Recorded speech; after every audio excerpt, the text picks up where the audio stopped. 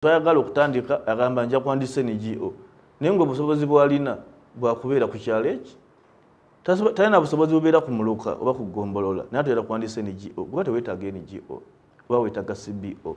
Okay, kale mbandiza nnyo ku mukutu CRUZ exclusive ALLANCRUZ gemanya nyongera obandizaako yonna gye musuzidde okubanga ate mutulabira. Tuli wano ku Astute twatuuse dda. Astute eno gwe wano wawulya chicken ayogera nti bamutereezezza nti bagenda bamusomesa mpolampola okulaba nga ate embeera oba oliawo ekyukamu. ALLANCRUZ gemanya CRUZ exclusive gwe mukutu kosinzidde okubanga ate otulabira. Show yaffe proudly powered by Astute strategists. Bano nno okusingira ddala bakubako abaana enfuufu balongoosa si kulongoosa naye batereeza abaana mu bulamu bwaffe obwa bulijjo. Tebakole kyokka wabula naawe ayagala okuggulawo NGO ayagala ogiggulawo ng'ogamba oyagala otandika NGO onganza ALLANCRUZ njagala otandika NGO naye mbeeramu one neebuuza kitwala ki what does it take wamu n'ebirala bibuuzo biba bingi. Mbeera ne Mr. Mugerwa wano ne tuba nga ate ebyo byonna tubiyitamu abaana abaagala ofuuka ba PR abalungi wamu n'emisomo egirala egy'enjawulo gyagenda okuba nga ate atunnyonnyola ensonga lwaki tubeera ano ne Mr. Mugerwa tubeerawo kubanga oba oliawo tuba na bingi by'osobola okuyiga mu eno show yaffe nga tukubaganya ensonga ku ngeri gye tusobola okustrategizingamu ebintu mu ngeri ey'enjawulo. Mr. Mugerwa waali bulungi nnyo yateredde dda nange ALLANCRUZ natuuse dda naye nga njagala osooka okwebaza abantu bagambye ku chicken ne bagamba weebale nnyo weebalire ddala. Amiina. Twebaza Katonda nti tulina kitwasobola okukolako ate nga titugenda kukomaawo. Omwana twetaaga okwongera omubangula ayongere potential gye nayogerako luli yongere okulabika. Abantu bwe nayogera potential nalaba nga bakitutte nga jjooko abamu nti naye ekyamazima agina y'amaanyi era with time tukiwemu ebbanga ttono nnyo tujja kulabira ddala enjawulo ey'amaanyi. Kale nja kwagala tutandike ku nsonga n'emirimu egimu gye tukola naddala eri abo abatulaba. Mr. Mugerwa mukola mu kutandika NGOs. Yes. Oba muyambako abantu okubawa amagezi NGO e Uganda bagitandika batya? Yes. Tutunuulidde engeri nnyingi nga oba oliawo abantu abasinga bakola NGOs zino mu ngeri ya kufuna ssente. Kyendowooza ekitali kituufu. Oli mukugu era omanyi kitwala ky'okutandika NGO. Badde nsaba tutandikiraawo nga tetunagenda ku mulamwa gwaffe ogwa bulijjo gwe tugenda okwogerako. Naye mbadde nsaba tutandikiraawo otunnyonnyolemu bulungi ku kintu kya NGO ekyo. Neyanziza Alani weebale okukomawo wano. Nyongera okwebaza nti nno programu ezizo toziteekawo buteesi bantu kunyumirwa naye ate oyagala obbasomesa.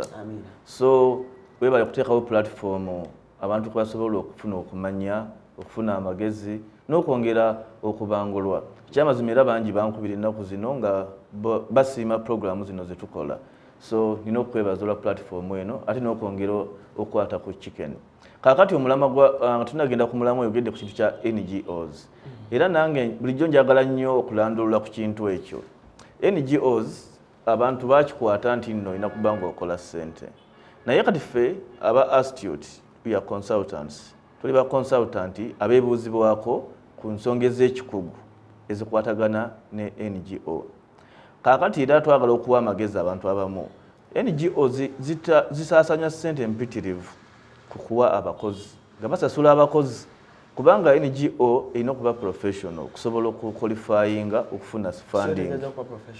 Erina okuba nga erina ebintu etukagana n'omutindo gw'abagaba obuyambi gwe baagala. Gamba ng'erinawo ba accountant, erinawo abakola ku projects zaabwe, erinawo abawandiika proposal, erinawo ba administrator, erina abantu ab'enjawulo. Ensonga lwaki olaba NGO ennene zongera ofuna ssente ate buno butandika ne bukozimba kubanga tebulina busobozi oba kibayita capacity kweddukanya kweyimirizaawo. Omuzungu agenda okuwa ssente yeebuuza bwe olemeddwa oli omanaginzeeko yadde $1,000 bwe naakuwa omutwalo gw'onoosobola yo n'osobola okulipootinga ku project z'okola ensaasaanya books of accounts zinabeerawo, osobola okuwandiika evaluation reports, can you monitor ebintu ebifaanagana n'ebyo. Kaakati ffe asi tubagamba mu kifo ky'okukolona ssente ate era z'otalina ohayalinga abakozi abo, ffe tusobola okubeera ba consultant ne tokolayo gye emirimu gye wandibadde osasulirako abakozi olina obasasulira NSSF, olina obasasulira pay as you earn n'emisolo emirala, ate nga institute togenda gisasula bintu ebyo. So kaakati ffe tukuwa package ne tukugamba gwe tuula gy'otudde ffe katukole emirimu ng'abakozi bali gye bandikoze, ate ekyenjawulo ekiri mu ekyo nti ffe bwe tukukolera tuba ba expert. So nga ate bw'oba otandika ng'ekibiina ky'oba nakyewa tosobola kuba na ssente zigenda kusasula expert mu buli field nti osasule project officer nga alina experience baba babbeeyi, osasule monitoring and evaluation officer nga wabbeeyi n'ebirala. So kati ffe tuminimizing ezo cost.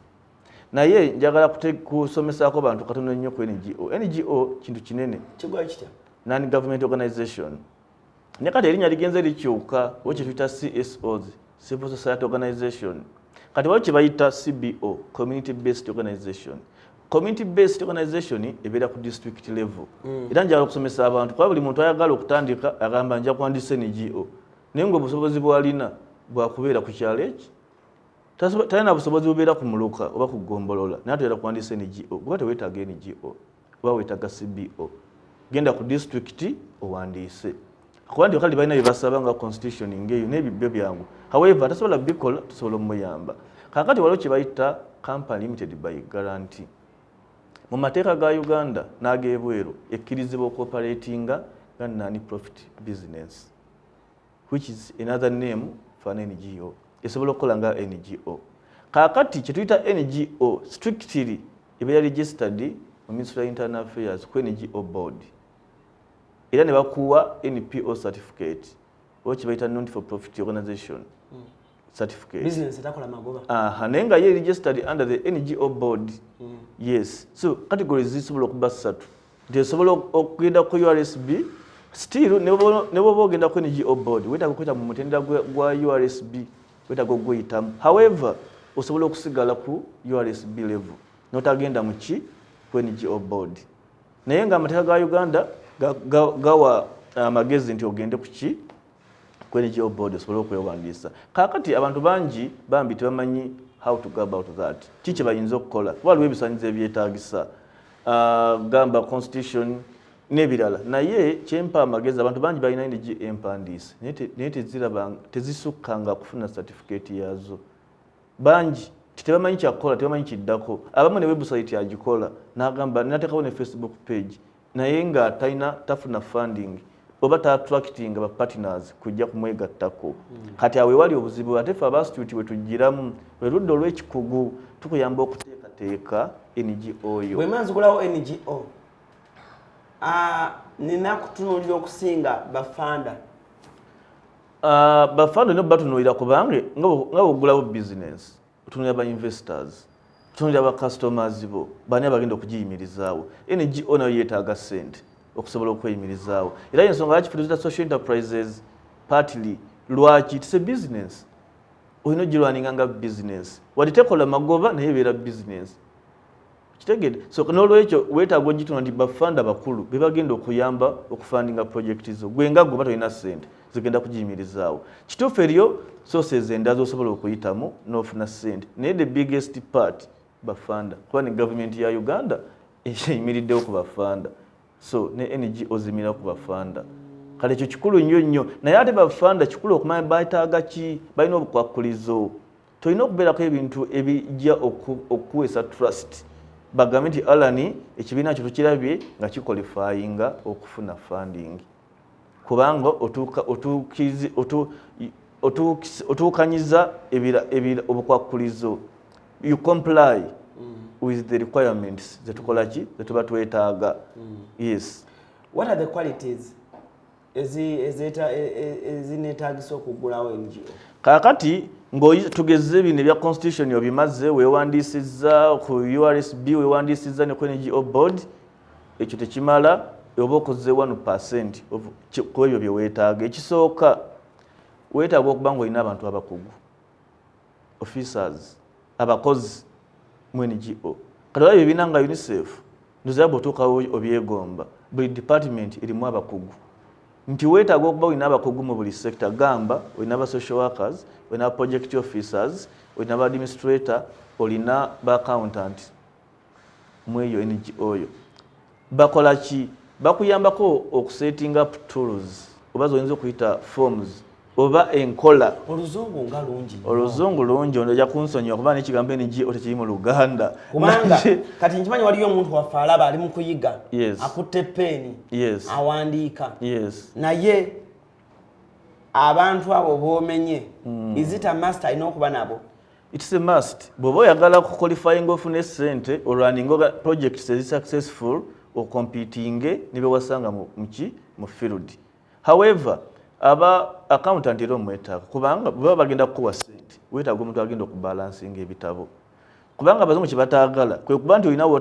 tugeze ogenze mu field tugeze ogenze hoima olinye tax kangereze ku ekyo naye nga wakozeseza emitwalo 2 naye nga bw'okomawo tosobola kulaga nti wakozeseza emitwalo 2 awo omuzungu abajja kudduka yeetaaga okulaba embali ne lanchi gye walidde risiti baakuwadde kati wetaaga kuba ngenda kukuma records ezo kati oyo omwetaaga mwetaaga nga evaluation office oyinza obutamwetaaga ng'otandika oba nosobola okukikola kyebayita outsourcing n'ogenda ngamba consultant ngaffe netugikolera naye bano abasookerwa kati wetaaga omuntu agenda okuteekerateekera ekibiina ki ekiremeseza NGOs zaffe wano Uganda okukula obutali buyigirize abantu enkola gye bakolamu ebintu si yakikugu era kyekimu ekyafekize ne business toli atandika NGO naye nga tamanyi kyakukola ye atandika kufuna sente yes emu y'Abannayuganda yayagala kiryamu buli nyingi foundation omusijja kumwoge wano omulala yali afunye sente ng'amansa sente atandika ne foundation it's not about that tekiko ekyo tekimala wetaaga abakugu okubanga balwaninga ekintu ekyo nze nali manyi foundation yemu ne NGO byebimu nze nali manyi bwe njiggulawo nga nfuna abaana abateesobola nga mbateeka mu nnyumba nga mbalabirira nga mpita abantu kujja kumpa buyambi no tekimala era ensonga lwaki nyakodde ekyokulabeko kya UNICEF osobola okugenda ekabeera maido n'otagisangayo naye n'osangayo omukazi omukadde ng'alina abaana nga 100 ataliko mwasirizi ng'abalabirira ekyamazima nga baba buli kimu naye nga tafuna buyambi tafuna yadde 10 olwaki kubanga talina bukugu busobola kuteekerateekera kibiina kye tasobola byonna anko mugerwa byonna tuba tugenda okwogerako olunaku lwaleero nyinza obisazaamu nembeera ku NGO kubanga kintu kikulu nnyo nange mwenyini ali wano ndi mu class kadde mwako waliwo omukyala gwe nalaba ayina mukyala mukadde oba abeera wa bamuyita maamaani erinnya ligenze ayina abaana bangi naye ntera nnyo omulaba kubukedde okwo ng'agamba bamuwa obuyambi naye ng'amaze emyaka egiwera 10 ng'akola ekintu ekyo 10 n'omusobyo ng'abaana abamu bakula ne bagenda nayingiza abalala naye agamba yeetaaga obuyambi kati awo oba otunyonyola obulungi NGO ne foundation ezo ogambye otya kampe ekyokulabako ku muntu gwemmanyi waliwo omukazi ali singo bamuyita mukyala Nanvubya nali nkyali muto omukazi oyo nga ayamba abaana era ne district yennyini bwesanga obwana obusuuliddwa babutwala wuwe yateekayo kye bayita baby home akansolinga abantu abalwadde bakawuka abayambako era abaana ekyamazima alina bayitirivu bw'otuukawo weegomba ebintu byakola naye tasobola kufuna yadde $100 okuva mu bagabi b'obuyambi kubanga naye ng'akikola n'omutima era nga byonna bituukiriza mmanyi asinga ne organisation nnyingi ezifuna sente okubeera ku ground n'okukola impact kyekiruma abantu nti abakola NGOs oba ebibiina by'obwannakyewa abatuufu abakola omulimu ogwo tebafunyeemu kyokka ng'ate ababikoze okulobinga sente when I use the word okulobinga sente ozamuba munfuna bulungi ababikoze ng'omulamwa gwabwe gwagamba singa nfunayo omuzungu nampayo emitwalo egyo nze nga nkiddukamu bafunye era bakoze era bazimbye amayumba gaabwe bagize naye ate abantu abakikoze all-heartedly tebafunyeemu okugeza system za church churches bwe nayogera churches mulimu abakatoliki Protestant abalokole osanga omusista nga alina abaana bangi oba nosanga father nga alabirira abaana bangi naye nobuuza father funds ozijjawa nga Katonda yayamba nosanga bamaama abekozeemu omulimu ku byalo eyo ng'oli maama alina abaana abatali babeebe yajja ku street ne wano e Kampala we bali naye nosanga omuntu ng'ali mu kizimbe kirungi nnyo ali mu kibiki n'omugamba owaayi olina foundation eno naye tulage wa abantu bano b'oyamba we bali wallahi nga tolaba afuna bufunye kadde n'agenda ku street yawo n'agaba essukaali n'agaba emmere ndowooza n'asindika accountability amanyi byowandiika era nnyingi zemmanyi ziri ebukotaawo sijja zoogera mannya nga tebalina bye bakola naye kubanga balina obusobozi obukola baddona bye baagala kakati okuddayo ku kya faaza bo basajja batendeke era basoma era ebintu ebyo bingi nnyo birimu nnyo mu kereziya nti NGOs bwe zifuna ssente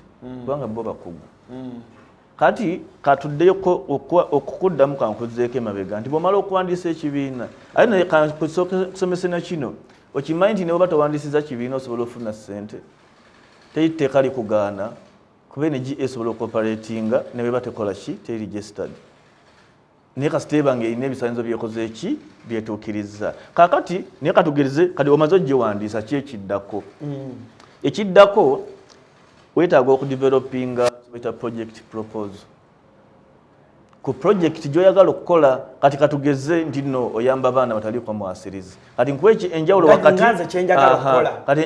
wakati w'oli ali mu kyalo omukadde bambi ayamba abantu n'ono ali e Kampala alina amawofiisi ag'ebbeeyi naye nga taliyo ku ground ti nno ono ali e Kampala alina ssente ezihayalinga grant writer oba omuwandiisi wa proposal bw'aba tazirina manya bw'aba tamuwadde full time alina ssente zijja mu institute n'agigamba mumpandikire proposal ekwata ku kino na kino n'atusasula fene tumuwa n'agenda anoonya ddona we bw'amala okukola ekyo alina obusobozi obukola work plan ey'omwaka n'amanya nti ekibiina kyange omwaka bwe guti tugenda kukola kino na kino n'asetinga ebigendererwa omukazi w'omukyalo kyatasobola kukola oba abakazi b'omukyalo abakola zissaku oba zigurupu zino zineekooyedde ze batasobola kukola ki batasobola kukola kaakati bw'amala okuwandiika proposal n'akola work planning gyekugambye then n'adevelopinga kituyita tools eziyinza oba forms ez'enjawulo katugeze tekati onali e Kampala wadde oyinza obutalaba abaana bayamba naye ate aba ne lisiti yaabo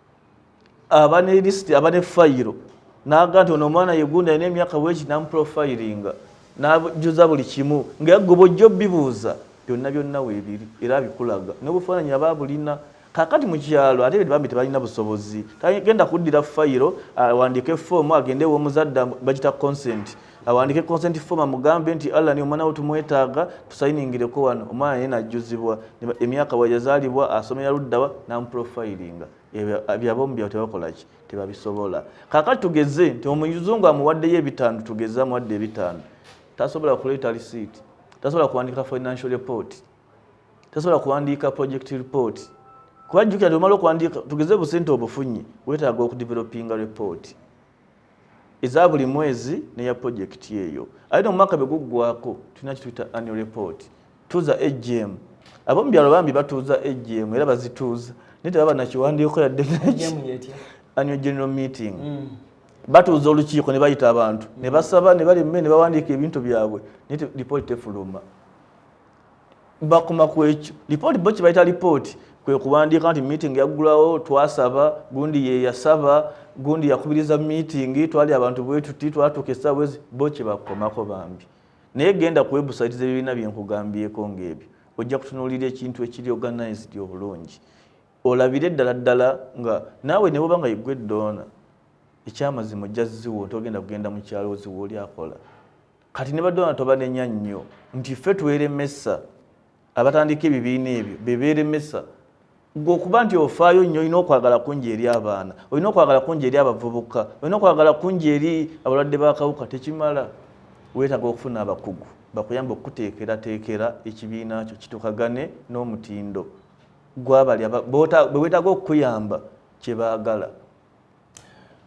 Bw'oyogerako ekyo nyinza okuba nkufuna bwe nti bwe mutunuulira nja kuwa ekibiina kya mukulu wange example nga example. Yes.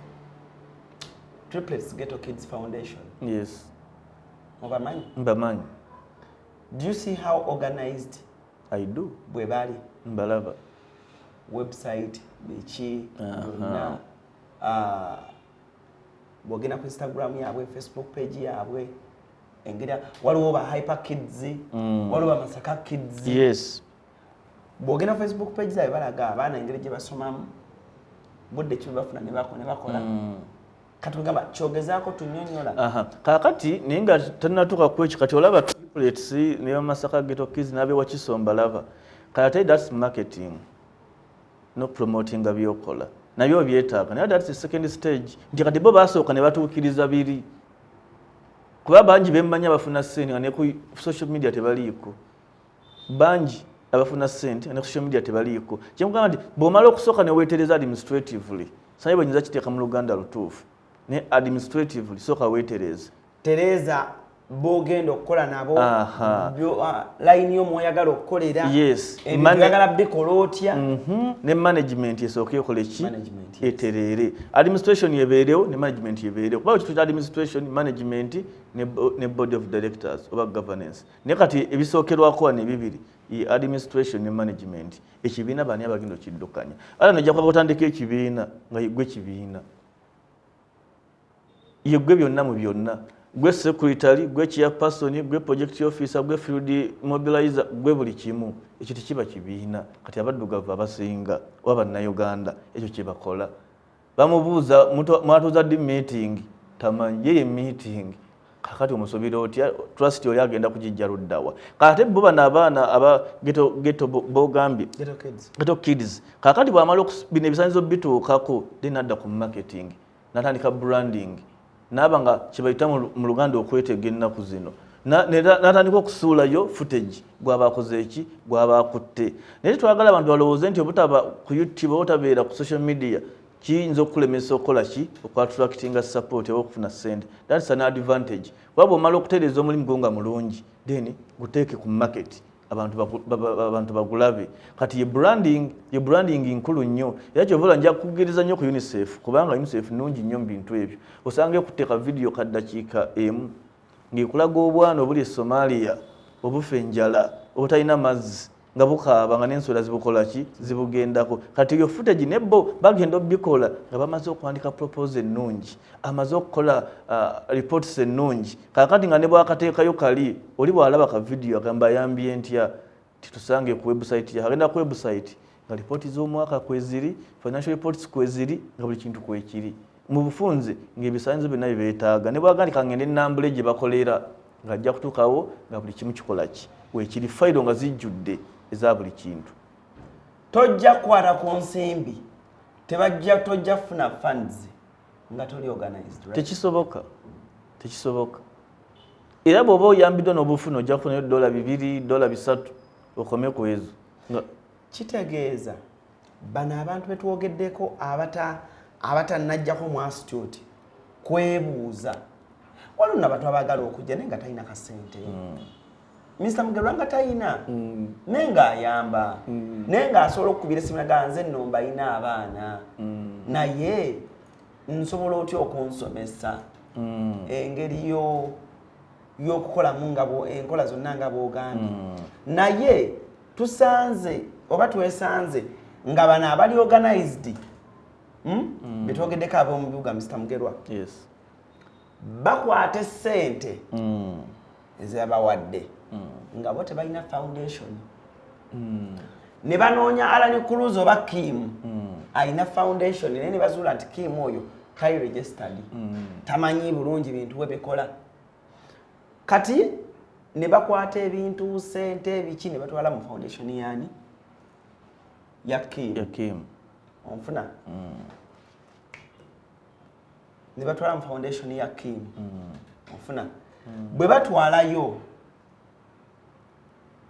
ne bakwata bu video bo ne balaga ba funders ti abantu betuyamba tukola ki tubalina era baffe era abantu abamu ngenzeeko mugundi ezimu ng'oli agamba sooka okubire gundi nga temunnajja oba onfuna kubanga bw'otakubira gundi tajja kuddamu tuwa buyambi kitegeeza nga gundi alinganga yakusayiningisa contract nti mwe buli kimu kye mwagala munkubire temukkiriza muntu mulala yenna kujja wano ng'oli agadinga territory ye Megeno Foundation si yiye wabula yagulawo ye alina ofisi ye gy'atulale wamuwa ssente n'amenyako najjeeni naye ng'olwo naye oba kyenjogerako okitegedde oti osoose n'ogamba nti abantu abamu bafuna ssente naye nga tebakola ki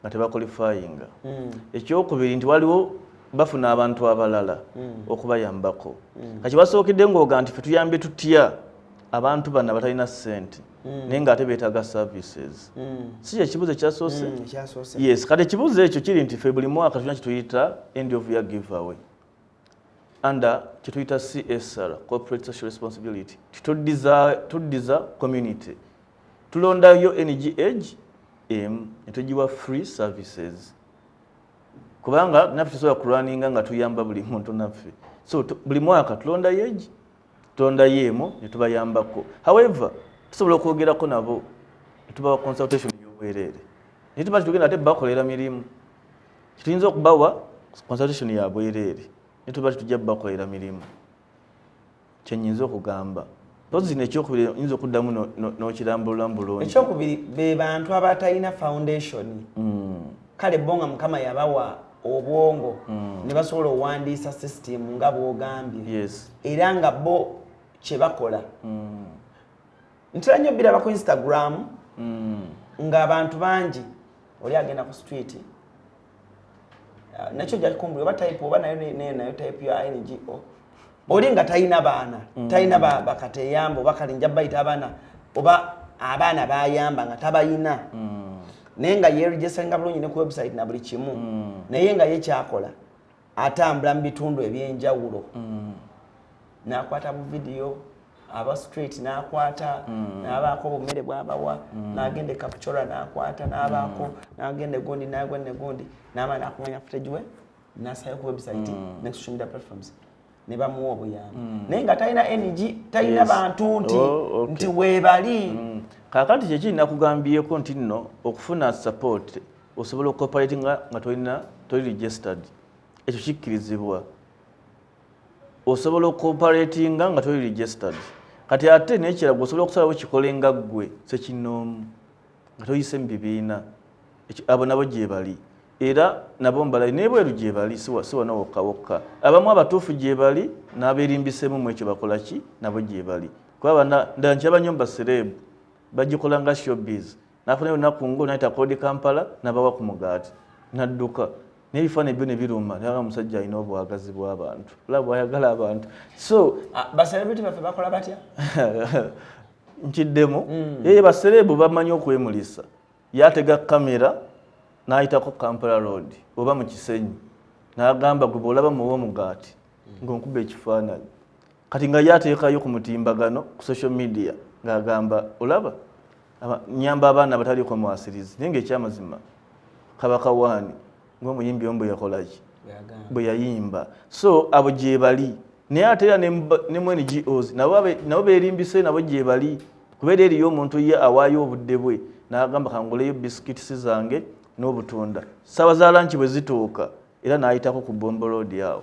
n'abusanga obukalamojjo obusabiriza ne bamukuba ebifaananyi birungi kati abaana bagezigezi n'abugatta bulungi n'afaayo n'ebirala ebyabalala n'asindika ebweru n'agamba buli lunaku nga balanki ne bamusindikira essente n'azikuba however eriyo n'abatuufu naye yagamba sigenda kukola kibiina naye njagala mbe nga nkwata ku bantu abo kubanga methods of operation zaawuka oli asobola okugamba nti nze method yange ngenda kukikola nga bwentyo nja kulumbanga bulumbi street mbeere nga mbayambako. However ekizibu kye kirina ekyo nti tosobola kukola bulungi impact assessment ne evaluation kubanga at the end of the day tosobola kukisustaininga. Kakati bw'obuuza serebo yagendako mu kisenyi nti wali ozzeeyo n'olaba abaana abo kati bwe bali ye bwe wavaayo waddayo wagendako ewalala abaana abo bosobola obbalonda n'omanya gye bali tosobola. Can you make a follow up? Kiba kizibu. Kakati ate awo era weekanga ekintu ekyo tekiwangadde tosobola kusanga muntu akikolera emyaka gisukka 5 ng'akola kintu ekyo akikubamu n'akivaamu akikuba n'akivaamu lwayagaddeyo akasente n'akidda. Abaafaanaganyeko ne bannabyabufuzi wali munnabyabufuzi omu gwe baagambanga nti akawunti bwekendeera ng'alumba street nga beekalakaasa bwe bamala okwekalakaasa nga ddayo. Kigeza ku 10 oyinza kuba percentage yenkana ki ku bantu abakikola n'omutima ogwa ddala abakola NGOs mu mutima ogwa ddala nga bazze kuyamba kukola impact mu Uganda? Uganda wange mu Uganda ndowooza ku 10 yinza kuba 20%. Ate omanyi lwaki na 20%? I can justify that. Kwaba ogenda ku website yaffe bakola okunoonyereza social enterprises oba NGOs eziri mu Africa sina Uganda yokka funding ejja eva ebweru it's only 7% yegenda mu NGOs ez'abaddugavu. N'abazungu bakimanyi nti no abantu babeera mu muzannyo. 93% baziwa ebibiina by'abazungu oba nga kiri mu Uganda naye nga kyatandikibwa mu muzungu. Era kyova olaba embassies ezo ezisinga bwe zikola ojja kulaba ekibiina nga kiri loko wano naye nga yakitandika mu Germany nga yakitandika mu Swedish bwe batyo. Kakati trust kyamazima teriiwo mu NGO za Uganda mu NGO za Africa ekizibali tekiri Uganda wokka mu NGO za Uganda bajja kugamba tuweereze ripooti y'omwezi guno nga talina busobozi bugikola. Bw'aba afubye alimbe abipange kate bwe kituuka ku financial report ne byonoonekera ddala. So kakati bwe nga nti 20% nza okuba nga mpadde na nnene. Yes kuba kalinjaku ekyo ogenda e Kalungu waliyo nakoma okumanya mu 2 eriyo CBOs registered bitano naye ng'eziri active tezisukka 10 nga abasinga certificate zakwata dda na bbubi ziriko n'enfuufu tamanyi na gyeri.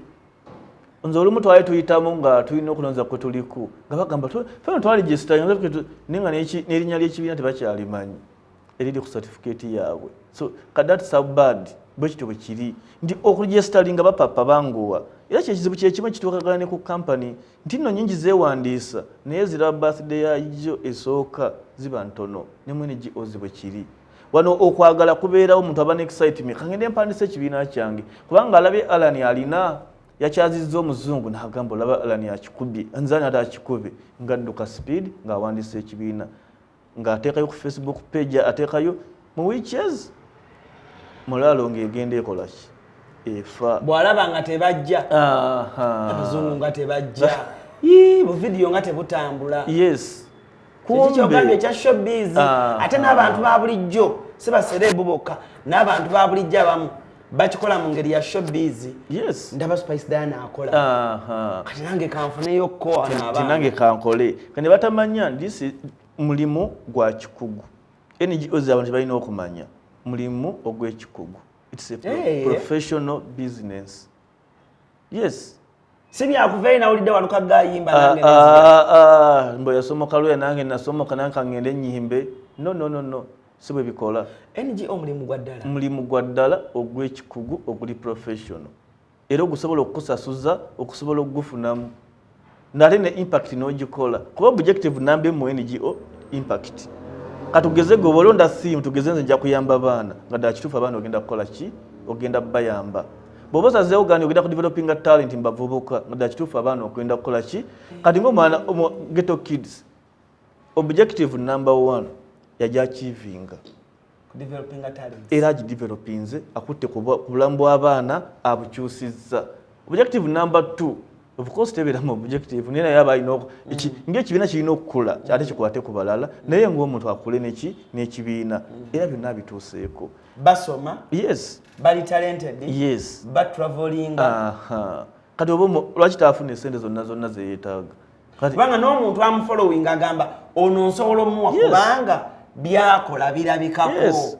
Kati abantu baddeyo musajja akwata miliyoni ye ya dola tugeze simanyi oba agikwata nenkimanyi nti afunire ddala ssente naye tebagamba tebamunyiigira nti yafunye miliyoni nze sibimanyi nempa kyakulabirako abantu ne banyiiga kyakifunamu akolamu ssente kati babatazikola akola ki kyatakoze ki kyatatuukiriza gwe gyesalinze akabiina kammwe muli mukeera ku malwa mutudde mu kubazaala naye naawe oyagala bakuwe ssente ne office ya daka office ko bayinza okujja basangika file akamu tekaliiwo nembo nawo wandika proposal abazungu bachi baita black book nti boleta proposal no wandika nga byo wandise majani bateeka mu kasero proposal nambe bodda muno wandika ogwokubiri the blacklist you ne bobo dzemo ofunye embavu maso no wandika baba screening adda tosobola kuddamu bakulaba ngoli oli musumbuyi ozanya mbuzanyi bagala abantu bali serious quality of the proposal quality ya proposal jo wandise ematalinga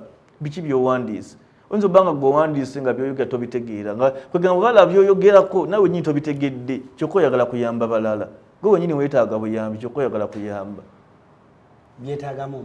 byetaagamu obukugu jangu kwa institute yes obasiigire ekifaananyi nti nzala ni CRUZ njagala kola foundation nga eyamba kuna kyalinga bana bagala kuzanya movies bagala kuzanya film bagala kola ki tulabye abasajja ngamba wakali wudu ngolaba bagenze ku levels ezaba directors abamanyi mu movie industry munsi yonna okujja ko wano nagenda straight away nagenda ku wakali wudu kye kitufu nalaba abaana aina maana addayo kyoyogedde kitufu era wakola foundation nga nungi ngeri organized ate kikwewunyisa kubaba abazungu bamanyi foundation yezo omuzungu ow'erinnya asobola okujja wano ng'ekyamuleese kugenda kulaba ba triplets yes najja wano n'alaba ba triplets n'amala n'addayo nga takubye ekifaananyi n'ekyo nakimu ne tuwulira nabuulizi ŋŋambo nti gundi yabadde ku maka g'aba triplets nga tulaba ekifaananyi yadde yes wadde okimanyi nti Beyonce ne Jay-Z bajjako wano yabadde okimanyi okimanyi kubanga olimu eyo field naye bannayuganda abasinga tebakimanya kubanga tekyalangibwa bali bakoze private visit yaabwe era balinawo ekyayite gye bakyalira yes kyayite nalira kyekibiina ky'obwannakyewa yes bali baze ku private trip yaabwe wano naye kalimba nezjawo kinti ne kamera teyaliiwo basobola okujja ne bakola ebintu byabwe nga tebakoze ki kati era ffe aba institute we tugiramu tukuyamba ng'ojja ne idea netugirifininga kabaka tiffe tubuli katayi tuba tumanyi project ezitunda project eziriko badona baagala ki ne tukuwa amagezi ne tukuwabula kati gwenza oba ngubadde zina idea tinja kuyamba baana naye nekyabaana kigazi kati jjukira nti abantu bangi babikola olina okuba creative olina okuba innovative ne idea yo ekira abantu kye batamanyi nti kati ffe tulina service endala gye tuofalinga badona tukita credentialing nti ffe dona atutuukirira confidentially mu kyama n'atugamba waliwo alani yatusabye ssente mbw alina ekibiina ky'obonna kyewayamba abaana naye tulina tetumumanyi muyinza otuyamba okumunoonyerezaako ffe ne tukola background check netukola lipooti yaffe netugiwaayo ng'ate gwe totegenda kutegeera tugambye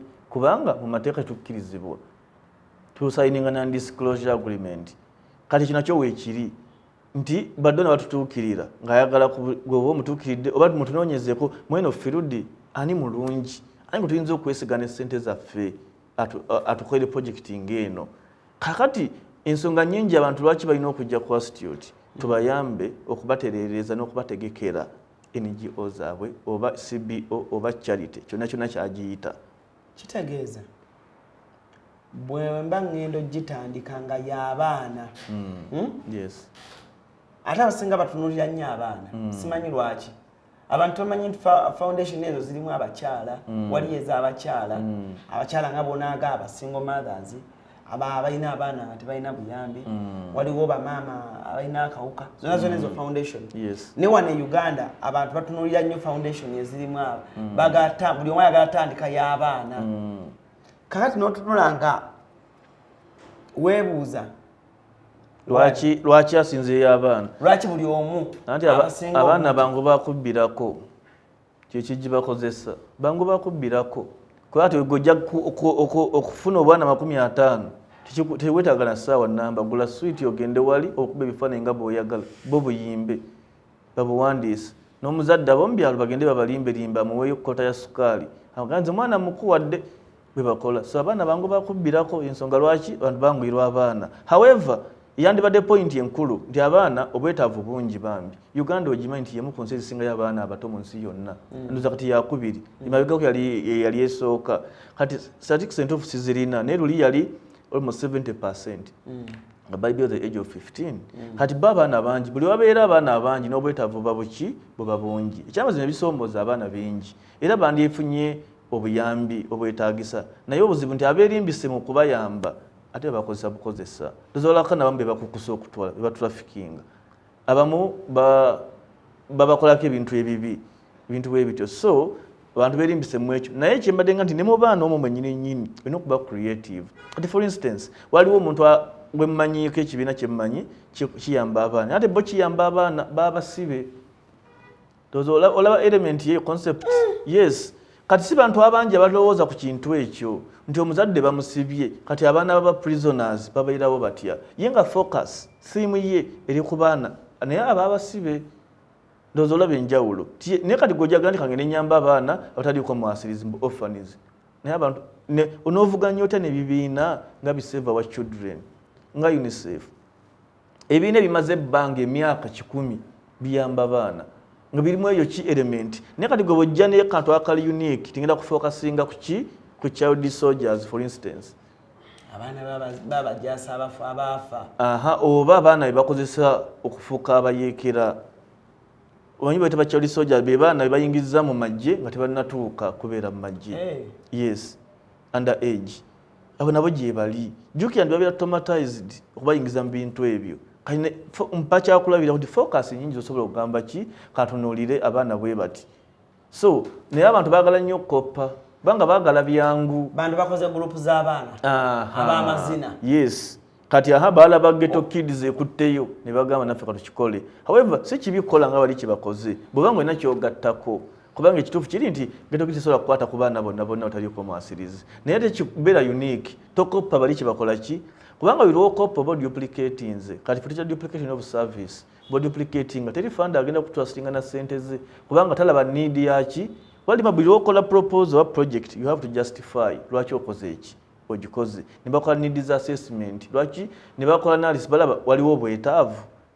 kati bwe batunuulira ng'oli already ghetto kids akikola gwe bati bajja kukuwa sente bajja nti kyokola munno already akola ki ate n'obukugu abulina kati n'obumanyirivu n'obukugu kakulu manager Daudi obukugu abulina kyokka gwe ate osinze proposal eri half baked gw'oli mukopperera kakati katwongere oli sente tumwongere capacity gwe bw'obadde ogenda okukwatako nabayongera abakwateko kati gwe n'osigala ng'onyiiza ogundi andoga naye olwokuba nti gwakola ki gwe yekotogera bantu beekotogera ne bagamba kitegeeza abantu bali eyo nga baliwo eri organized back staff bayina nti abaana baba bagenda okutambula ani agira ku traveling accountability ani agikola emails ani aziddamu gundi kati gwe balaba eno mu kifaananyi kino kyolaba ku simu yo ne ku TV ng'oveeri ng'ogwira nang'ogenda onoonya bwana ng'oyiwe waka tebamanyi manager Daudi kyayitamu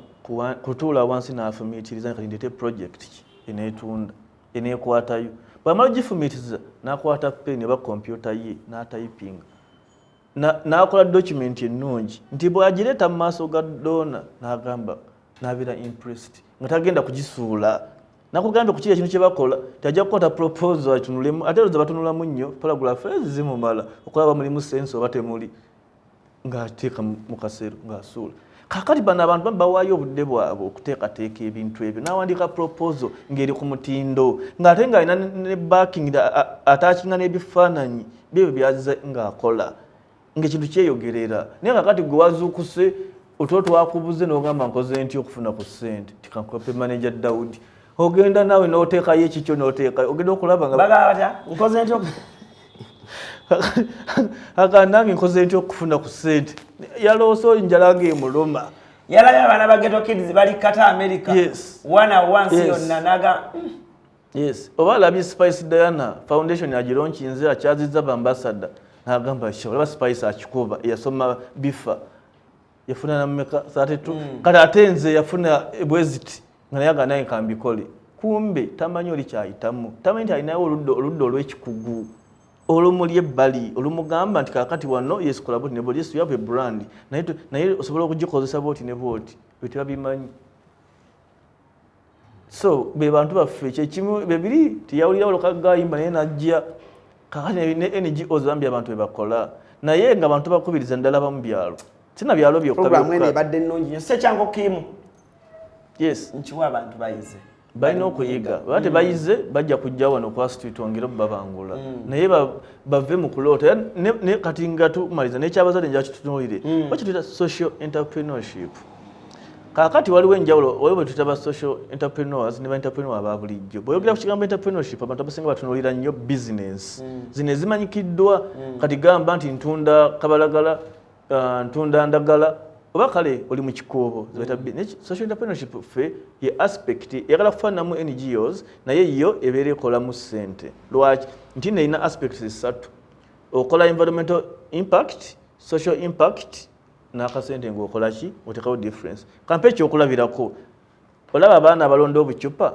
kati oyinza okuba osanga ecupa nga mutwalo eza lwenzoli it's a problem si kyo kizibu era enkuba bw'etonnya zigenda mu muwala hati omuntu omugezigezi social entrepreneur omugezigezi afumitiza n'agamba ekizibu kino kimenyeewo ntya katandika recycling company oba let me repurpose obucupa buno repurpose kitegeeza tojja kukakwata okakolemu nga flower pot oba okazimbemu ennyumba ya plastic obe ng'oziyiza akacupa kano ogenda mu mwala okozinga amataba naye ate obe ng'oyingizza ne ssente okiraba kakati ba social entrepreneur oba abakola zisola n'agamba tulina ekizibu nti Uganda efuna omusana okuva January mpaka December naye tulina ekizibu ky'amasannyalaze White House mu America ewabeera winter erina solar panel ku White House lwaki nze siyiiya yo kasola akayinza okuyamba ki eggwanga lyaffe kwegamba be bantu abafumitiriza ne bafindinga solution ku bizibu ebiriwo advantage eziri mu social entrepreneurship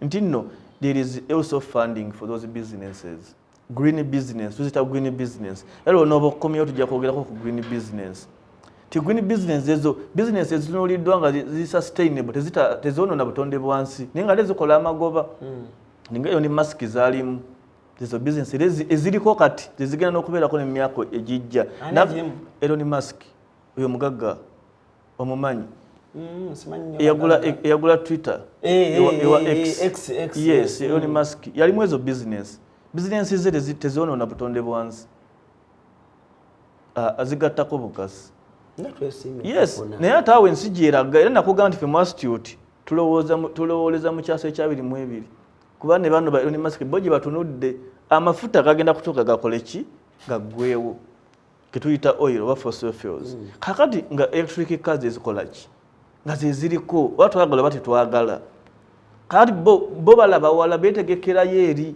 naye kati ffe bannayuganda ebiseera ebisinga tubeera mu yesterday bwe tuba tutambula tulowooleza mabega gye twava tetwelowooleza ludda wa gitukola ki gitulaga ba abasajja bali mu kweteekerateekera electric cars tuli mu kweteekerateekera za diesel kyova olaba tuli basanyufu nnyo ehoyima baafunye amafuta naye tujja kugendayo olulala kati kiyingiza nti institute fe tutunula wala tukuteekateeka era tukubiriza abazadde mu kifo ky'okunenya omwana oba mubayambeko okufuuka ba problem solvers ba creating solutions ola mu America okuwa scholarship ya masters tosobola gifuna nga tulina kibayita community service kiki kye wali okoleddeko society yo community impact gye wali ocreatinze tolaba abazungu wano bajja banja basinga bannakyewo kuba bo babakola thesis ye mu masters oba PhD bamugamba agenda akoleko bannakyewa munsendala mlaba ku BBS nga bamu interview wenga yes omuzungu ayogera Oluganda yes.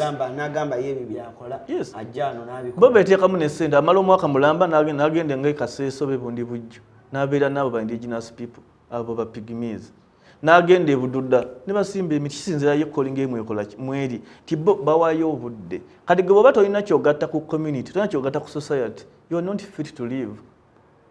I'm sorry to kuchipotinga bwe nenga kye kituufu tikakati bo abazungu baagala nnyo omuntu alina kyagattako so saatoola ku femwe tutoolako butozi kati osanga omusajja ali mu mmotoka ya kitiibwa n'anywa amazzi ga lwenzoli oba amalala gonna gonna ayisa mu ddirisa n'akasuula oyo aba tatoddeeko ate omuzungu ajja kalonda akatwala abeemu kyakakolamu ekirala aba tagasseeko ye ndowooza ku attitude gye tukola ki gye tuteeka mu bantu era gye twagala n'abantu abalala bakole ki beeteekemu so abantu batandike okuvaako okulowooza toki okuquestioninga kiki bayinza okukukolera lowooza kiki oyagala okukola ki okukola obeeko ng'olina kyogatta ku society gy'okola ki gy'olimu. CRUZ exclusive gwe mukutu ndowooza obudde buno otandise okubanga naawe okwata peeni owandiike ennamba ya Mr. Mugerwa wansi omukubireko omugambe Mr. Mugerwa bye nasomye wala ni CRUZ ndi Bulaaya ndiwa njagala komawo okugulawo NGO naye njagala kujja mu musomo tojja wano ng'ogamba bannaye njagala onnyambe.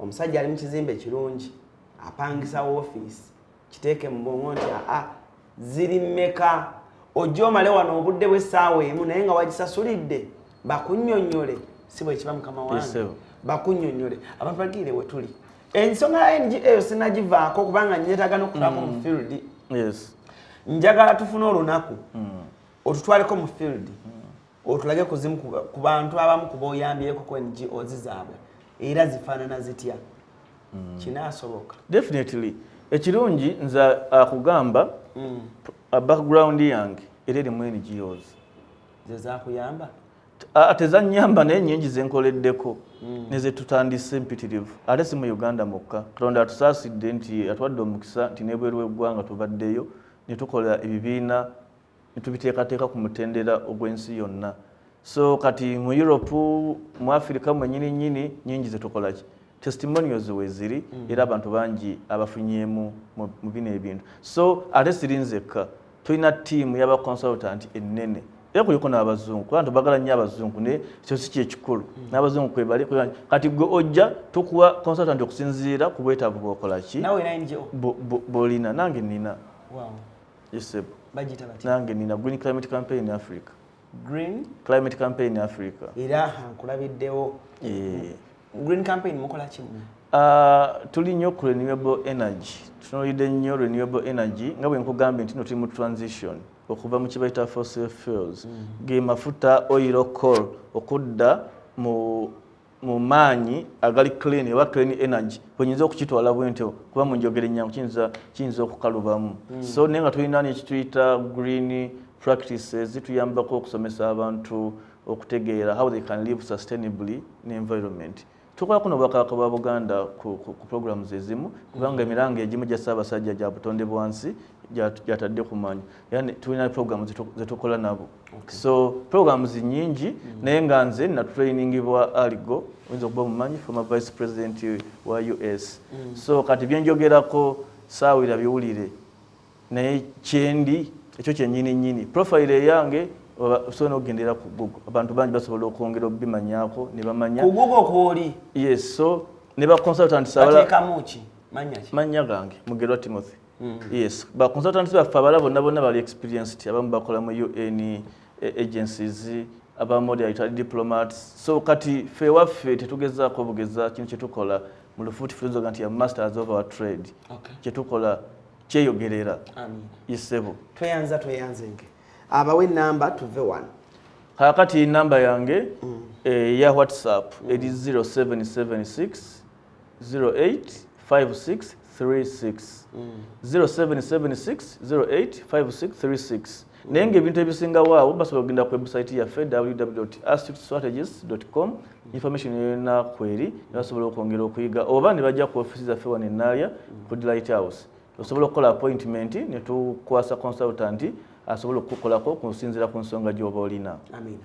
CRUZ exclusive gwe mukutu ALLANCRUZ gemanya kituufu astute anange ng'omuntu olunaku lwaleero omuvudde wano nga nina oba ekyenjawulo kyenfunye gwe ayagala okujjawo jangwe naalya ku Delight House abaliraanye amafuta ga Mogas enaalya awo mu bitaala awo okitegedde so jangu oyige jangu omugambe nti Mr. Timothy Mr. Mugerwa bambi njagala kugulawo NGO naye njagala kubeera organized ekirala mulimu abantu b'emitima emirungi togenda kufuna funds bulungi nga toli organized nga tolina mpapula ziri nga tolina mpapula ziri organized olina okuba n'empapula ziri organized okufuna funds obulungi si kibi era agambe tekimenya mateeka okutandika NGO yo nga toli registered but ojja tuuka ekiseera bikutame kituufu sibo nyonyodde naye kiba kirungi nojja otandike ekintu kyo ogambe nti Mr. Timothy asobola n'okuyamba okugulawo kituufu process nagigoberako ne bagigulawo nebeera mu line nagamba kino bakikola bati Alani kino bakikola bati Alani n'otuuza Kim wali n'otuuza Sharif wali n'okola eno n'okola ekintu nga kiri organized ne mukola charity nga nnungi nnyo ddala saagala kubanga ate nsukka wano olunaku leero ALLANCRUZ gemanya CRUZ exclusive interviews zino bweziti nkimanyi abasinga muziyitako kubanga muba mwagala bintu birimu comedy abasinga mwagala interviews abayimbi naye abatono abo abaziraba ne muzimalako mwebale nnyo kitegeeza muyina ekyenjawulo kye mwagala saagala kubanga ate nsukka wano olunaku leero fanawo muse bulungi mwera